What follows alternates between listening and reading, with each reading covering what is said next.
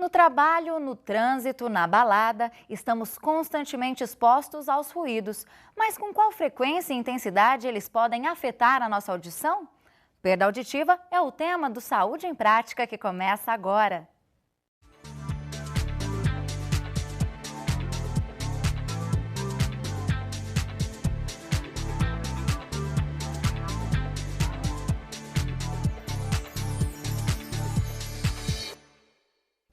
E para nos esclarecer sobre perda auditiva, recebemos a professora do Departamento de Fonoaudiologia da Universidade de São Paulo, Andréa Sintra Lopes.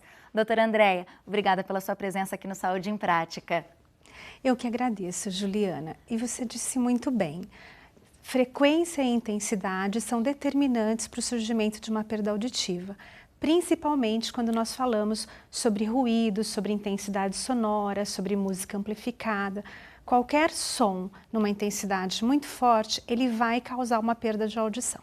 É isso que eu até ia começar comentando aqui durante o programa. Muitos são os ruídos que nos cercam, né? E alguns de tão rotineiros, eles são encarados como naturais, né? Agora, em qual momento eles começam a nos prejudicar, doutora?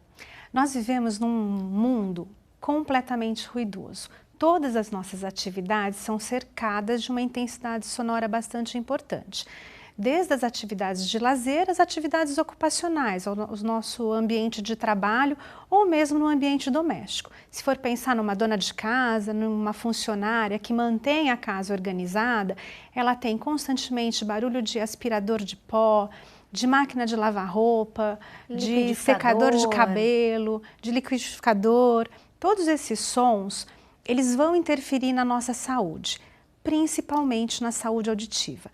Toda estimulação sonora vai depender do tempo, né, a frequência dessa exposição e a intensidade sonora. Isso que eu até ia perguntar. Exposições curtas, mas muito intensas de determinados ruídos também podem prejudicar, né? São dois fatores determinantes. O tempo de exposição menor associado com uma intensidade sonora mais elevada. Então, se você ficar pouco tempo mas exposto a um som muito forte, a gente tem prejuízos na audição e na saúde de uma forma geral. Nesse caso, a gente tem perdas auditivas extremamente importantes que são denominadas de trauma acústico. Então, por exemplo, um rojão que estourou do seu lado.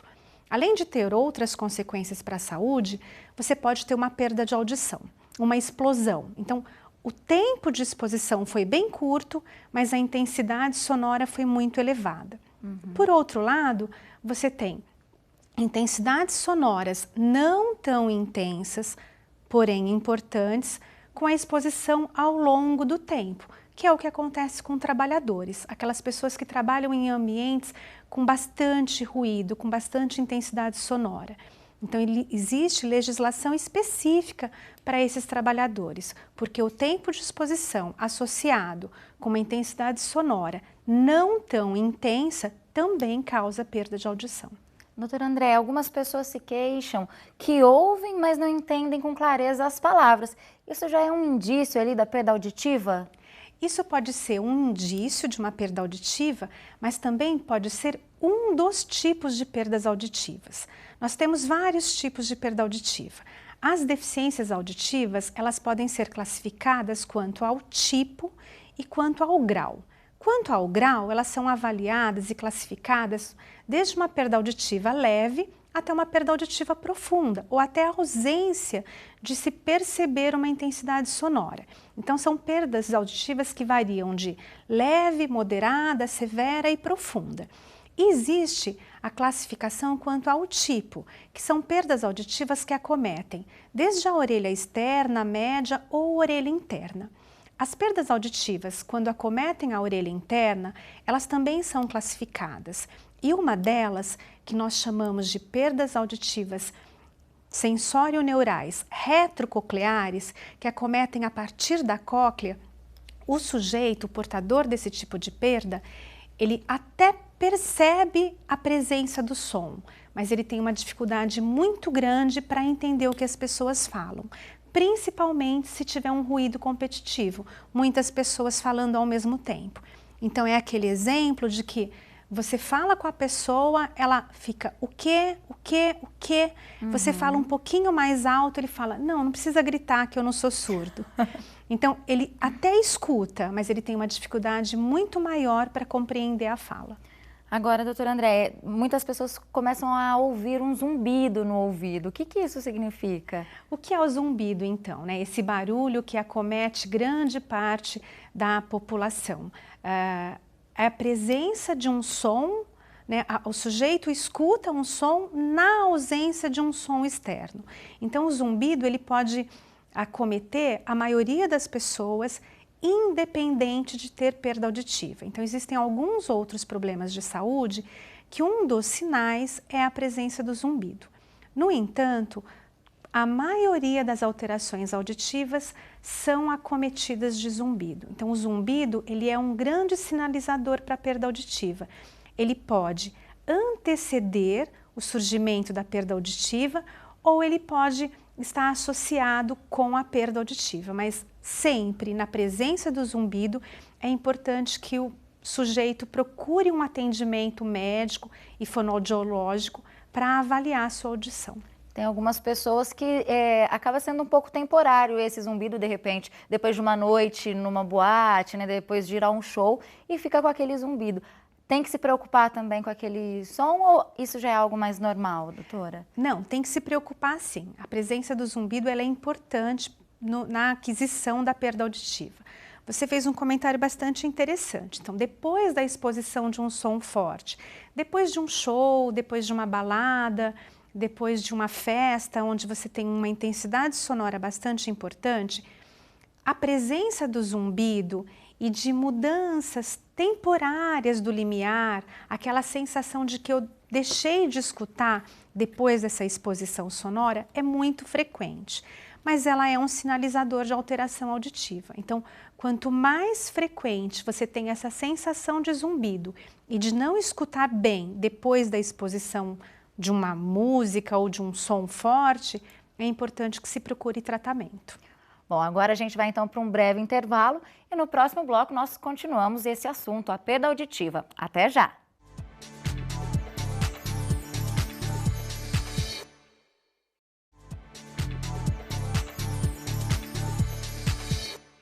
Estamos de volta com Saúde em Prática, hoje falando sobre perda auditiva. Aqui conosco está a professora do Departamento de Fonoaudiologia da Universidade de São Paulo, Andréa Cintra Lopes. Doutora Andréia, no bloco anterior nós falamos de alguns sinais que apontam para a perda auditiva, né? O zumbido, a dificuldade para compreender o que é dito, né? Algumas palavras. Agora, além desses, quais os outros sinais que indicam que a pessoa pode estar perdendo a sua audição?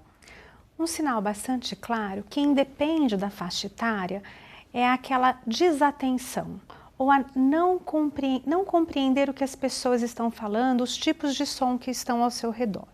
Então, aquela desatenção, aquele esforço significativo para entender o que as pessoas estão falando, o zumbido é importante, a dificuldade para você localizar a fonte sonora, então, da onde vem aquele som?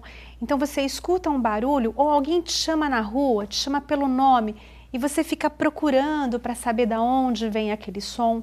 Então, dificuldade para compreender a fala, a presença do zumbido, a atenção e o esforço para entender o que as pessoas estão falando, dificuldade de localização de fonte sonora, aumentar com frequência o volume de televisão, de rádio, sem perceber que você precisa aumentar, ou usar sempre a mesma orelha para falar ao telefone. Então, às vezes a gente acha que é um hábito, mas não, esse uso frequente sempre de uma mesma orelha pode indicar que existe uma assimetria na audição das duas orelhas. Agora, doutora Andréia, há algum exame que é feito para comprovar essa perda auditiva?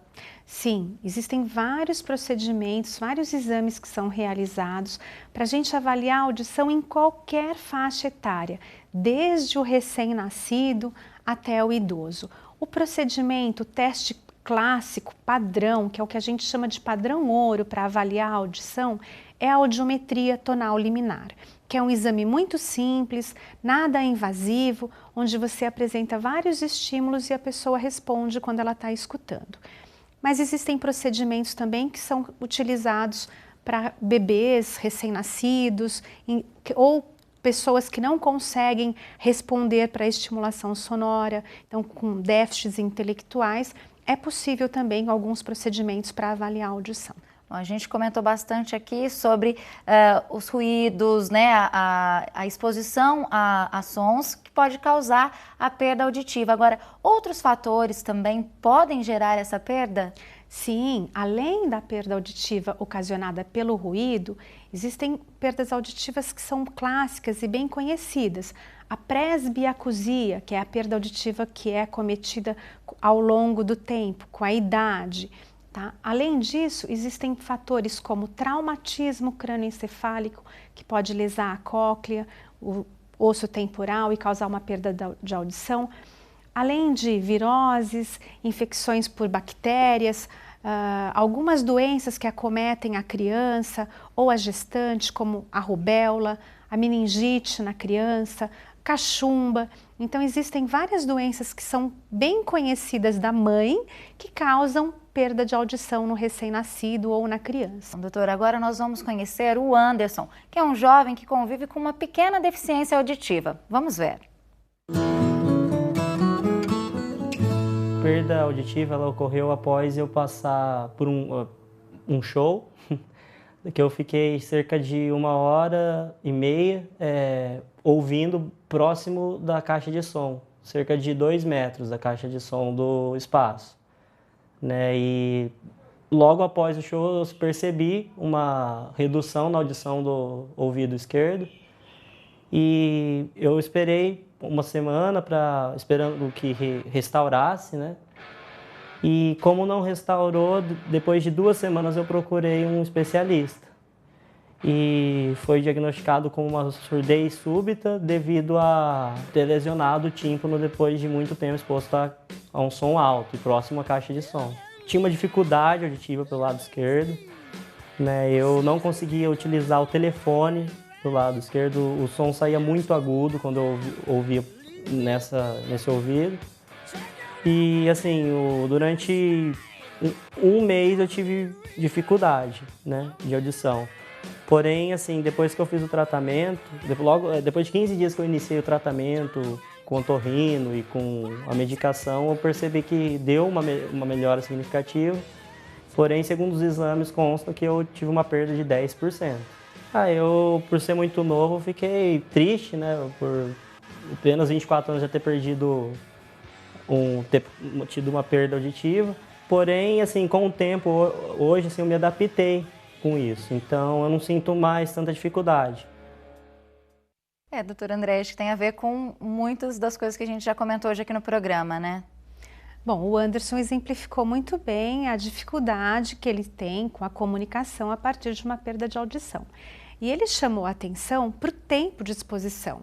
Ele adquiriu uma perda auditiva a partir de 1h30 de exposição à música amplificada. Então, ouvir música é muito bom, música traz prazer, mas a gente primeiro precisa aprender a ouvir a música de uma forma saudável.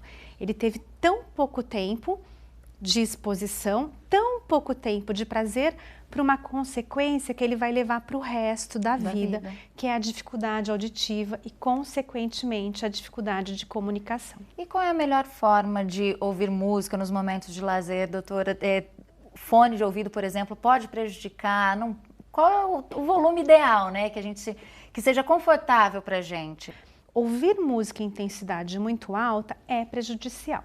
O que a gente orienta é que na opção de fones de ouvido, então aqui eu tenho 2 modelinhos de fones que são intraorais, a gente coloca dentro do conduto auditivo externo. Essa proximidade desse som com a membrana timpânica amplifica ainda mais o som, então ele é mais prejudicial. A gente tem a opção desse fone que nós chamamos de supraoral. Por que ele é mais indicado? Porque ele não fica, onde sai o som, esse dispositivo não fica tão próximo da membrana timpânica. Então, o risco de se adquirir uma perda é menor. No entanto, a gente tem que ter muito cuidado com a intensidade sonora. Então, quando ouvir, em que intensidade ouvir? A orientação é até a metade da potência do equipamento. Então, alguns equipamentos, alguns telefones, algumas marcas de aparelhos de som portáteis, eles indicam qual a intensidade que você pode usar. Sim. Mas se o seu equipamento não indicar, utilize pelo menos até a metade da potência do equipamento. Legal, já fica uma boa dica, né? Agora, doutora Andréia, e naquelas horas que envolve o trabalho, como que a pessoa, o músico, o operário, pode se proteger? Existem formas para proteção no ambiente de trabalho. O ideal seria sempre uma proteção coletiva, onde o ruído ele seja minimizado na fonte. Então, se eu tenho uma máquina que faz muito barulho, o ideal é reduzir o ruído naquela máquina. Quando isso não é possível, cabe ao trabalhador se responsabilizar pelo cuidado com a sua saúde e usar de forma adequada o protetor auditivo. Então, eu tenho aqui alguns modelos de protetor auditivo, que são protetores intraorais também. Então, esse protetor auditivo você vai colocar de uma forma adequada dentro do seu conduto auditivo externo. Então, tem esse modelo, existem vários modelos no mercado. As empresas que têm ruído, elas precisam oferecer os protetores auditivos. Então, existem esses modelos que são intra e existe esse modelo que é bem tradicional, que é supraoral. Agora, é importante que o trabalhador faça uso do protetor auditivo, que é chamado de EPI, Equipamento de Proteção Individual, de forma adequada. Não adianta fingir que usa, ele tem que usar para proteger a audição, que ele acaba sendo uma barreira para a entrada do som dentro da orelha interna.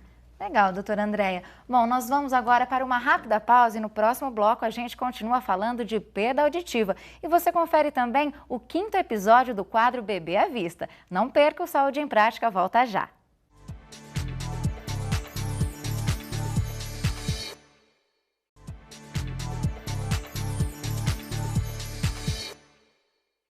Saúde em Prática está de volta. Aqui conosco está a professora do Departamento de Fonoaudiologia da Universidade de São Paulo, Andréia Cintra Lopes, nos esclarecendo sobre perda auditiva. Mas antes de prosseguir aqui com este tema, você confere os anseios e medos de uma mãe em sua primeira gravidez.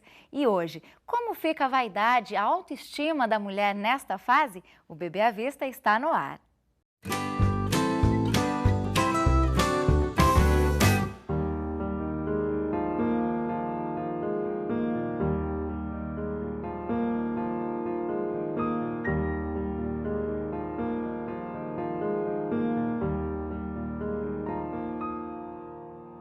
Engravidei, eu comecei a usar creme específico para estria. Graças a Deus ainda não me deu nenhuma, acho que esse é meu maior medo, é ter estria na barriga.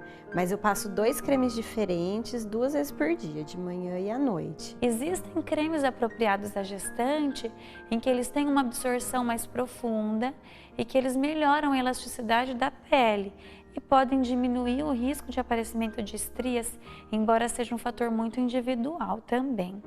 Então, esses cremes apropriados à gestante, eles são livres de ácidos e eles podem e devem ser utilizados. Eu fui numa consulta com a minha dermatologista antes de engravidar e ela já tinha me avisado que eu não ia poder fazer nenhum tipo de alisamento, que eu faço progressiva e eu faço há muitos anos, então desde os 14, 15 anos que eu tenho cabelo alisado, meu cabelo não é mais enrolado. E ela falou que durante a gestação e durante a amamentação eu não ia poder fazer. Então, no começo e até agora, é cabelo o tempo todo preso ou eu faço uma chapinha para sair, para ir em algum evento, alguma coisa assim.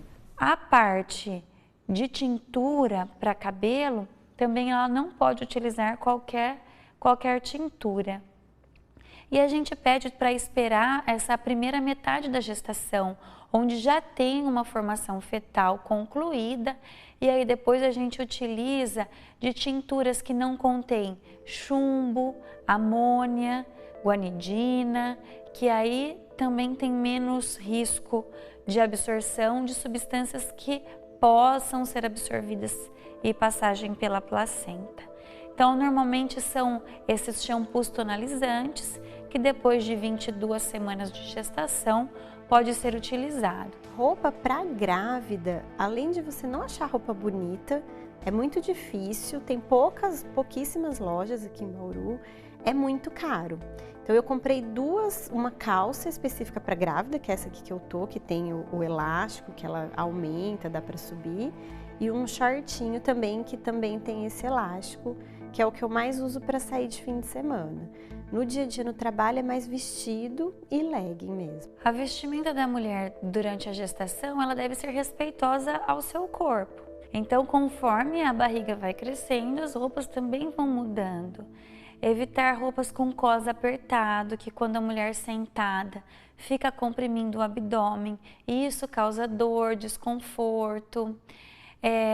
Roupas muito justas, de material sintético, isso também pode facilitar o aparecimento de infecções vaginais, infecção urinária. Então, roupas soltas, de tecidos como algodão, calcinha de algodão, isso também facilita uma saúde vaginal para essa mulher. Eu nunca fui de usar muito salto alto, eu sempre fui de usar rasteirinha, sapatilha, então, mas usava assim, eventualmente de fim de semana. Depois que a barriga começou a crescer um pouquinho, eu já cortei totalmente o salto, por medo de cair, tropeçar e cair, então eu não uso salto. O uso de salto alto na gestação, conforme vai mudando o centro gravitacional da mulher, com o aumento da altura uterina, com o aparecimento da barriga, isso se torna mais arriscado em relação a quedas, traumatismos. Isso a mulher vai perceber por ela mesma. A gente sabe que durante a gestação vai mudando a forma de andar dessa mulher, por conta da mudança do centro gravitacional dela. As pernas elas começam a ficar mais abertas, parece o andar da pata, que a gente chama, que é o andar da gestante. Isso pela mudança do centro gravitacional. Fazer isso e ainda assim com salto alto se torna mais complicado. E isso aumenta o risco de quedas e traumas.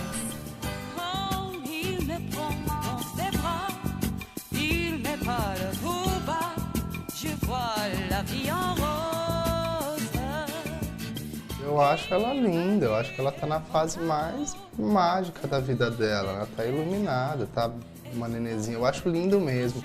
Eu até comentei ontem com ela que antes eu não imaginava como ela ficaria grávida. E hoje eu já não tenho tanta recordação de como ela era antes, sabe? Parece que ela sempre esteve assim.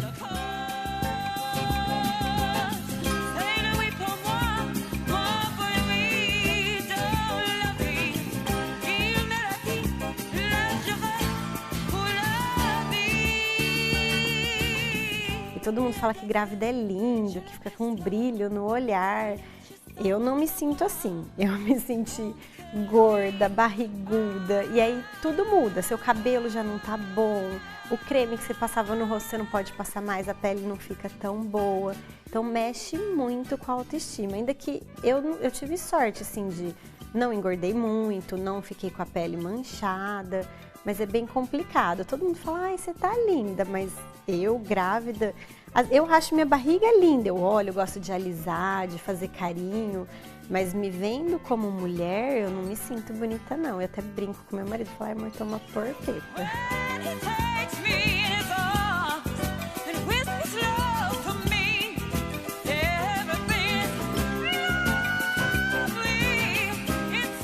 Eu acho que, na verdade, aquela coisa de paixão vai diminuindo e fica o amor, na verdade. Então é muito mais respeito, muito mais cuidado, muito mais carinho, muita mais consideração. Eu acho que isso tem para onde aumentar ainda, né? Agora que tá chegando a Isabela e tudo mais, eu acho que isso ainda vai fortalecer ainda mais esse elo entre nós.